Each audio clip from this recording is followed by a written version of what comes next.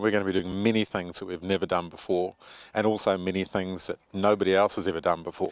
And you can't do what we want to do, which is go high and fire the parachute in small steps. So you have to make a big leap from the height that we've been at before up to very high. So this is a big step up, and we have to jump over a big hurdle here.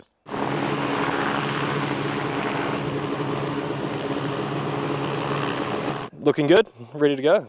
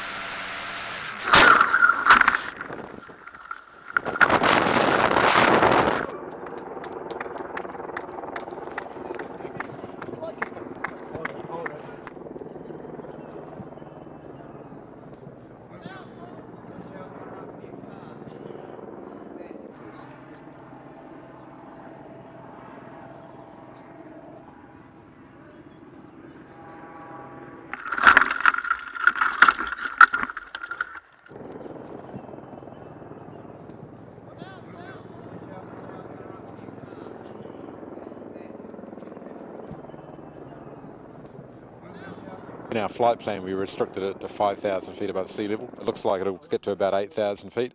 But now we've got some hard data, we'll go back and analyse that. And it looks like, from what I've seen preliminarily, that it could probably even do better than 8,000 feet.